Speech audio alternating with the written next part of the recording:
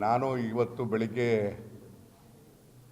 ಸಿರಿಧಾನ್ಯಕ್ಕೆ ಮೀಸಲಾಗಿರ್ತಕ್ಕಂಥ ಒಂದು ಕಾರ್ಯಕ್ರಮಕ್ಕೆ ಬೆಳಿಗ್ಗೆ ಬರಬೇಕು ಅಂತ ಹೊರಟೆ.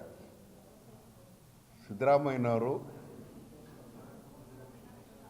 ರಾಜ್ಯದಲ್ಲಿ ಅತ್ಯಂತ ಹಿರಿಯ ಅಂದರೆ ಹೆಚ್ಚು ಕಾಲ ದೀರ್ಘಕಾಲ ಮುಖ್ಯಮಂತ್ರಿ ಆಗಿರ್ತಕ್ಕಂಥ ದಿನ ಇವತ್ತಾಗಿರ್ತಕ್ಕಂಥದ್ದು. ಆ ಕಾರಣಕ್ಕೋಸ್ಕರ ಅವರಿಗೆ ಅಭಿನಂದಿಸೋಕ್ಕೋಸ್ಕರ ಹೋದೆ. ಅಲ್ಲಿ ತಡ ಆಯಿತು. ಆ ಕಾರಣಕ್ಕೋಸ್ಕರ ತಡವಾಗಿ ಬಂದೆ.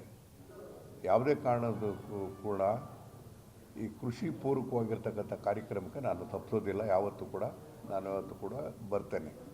ಅನಿವಾರ್ಯ ಕಾರಣದಲ್ಲಿ ಸ್ವಲ್ಪ ತೊಂದರೆ ಆಗ್ತದೆ. ಇವತ್ತು ದೇವರಾಜ ಅರಸು ನಂತರ ಸಿದ್ದರಾಮಯ್ಯನವರು ಅಂದರೆ ಇಬ್ಬರು ಕಾಂಗ್ರೆಸ್ ಪಾರ್ಟಿಯವರೇ. ದೇವರಾಜ ಅರಸು ಅವರು ಕಾಂಗ್ರೆಸ್ ಪಾರ್ಟಿನಲ್ಲೇ 2 ಬಾರಿ ಮುಖ್ಯಮಂತ್ರಿಯಾಗಿ ಅತಿ ಹೆಚ್ಚಿನ ದಿವಸ ಮುಖ್ಯಮಂತ್ರಿಗಳಾಗಿದ್ದರು ಅಂತಕ್ಕಂಥದ್ದು.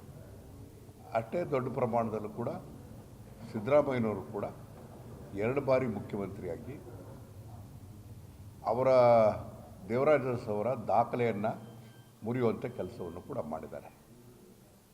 ಇವರಿಬ್ಬರಲ್ಲೂ ಕೂಡ ಒಂದು ಸಾಮ್ಯತೆಯನ್ನು ನಾವು ಏನು ಕಾಣ್ಬೋದು ಅಂತ ಹೇಳಿದ್ರೆ, ಅವರ ಬಡತನ ಅಂದ್ರೇನು, ರೈತ ಅಂದ್ರೇನು, ರಾಜ್ಯದ ಅಭಿವೃದ್ಧಿ ಏನು ಅಂತಕ್ಕಂಥ ಸ್ಪಷ್ಟವಾಗಿರ್ತಕ್ಕಂಥ ನಿಲುವನ್ನು ಹೊಂದಿರತಕ್ಕಂಥವ್ರು. ಸಿದ್ದರಾಮಯ್ಯನ ಬಗ್ಗೆ ಹೇಳಬೇಕು ಅಂತಂದರೆ ಅವ್ರ ಬಡತನ ಏನು ಅಂತಕ್ಕಂಥದ್ದು ಅವ್ರಿಗೆ ಗೊತ್ತಿರತಕ್ಕಂಥದ್ದು.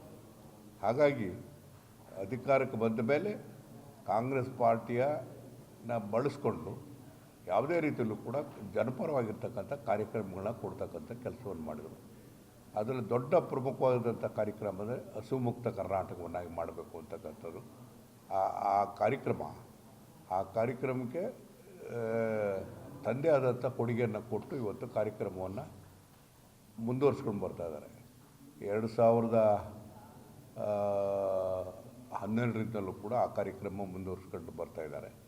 ಸೊ ಹಾಗಾಗಿ ಹೆಚ್ಚು ಸಮಯ ದೀರ್ಘಕಾಲದ ಮುಖ್ಯಮಂತ್ರಿಯಾಗಿ ಹೊರಹೊಮ್ಮಿದ್ದಾರೆ. ಅದಕ್ಕೆ ಅವರಿಗೆ ಅಭಿನಂದಿಸೋದಕ್ಕೋಸ್ಕರ ಹೋಗಿದ್ದೆ. ಅಭಿನಂದಿಸ್ಬಿಟ್ಟು ಕೂಡ ಬಂದೆ ನಾನು ಬಂದಿದ್ದೇನೆ.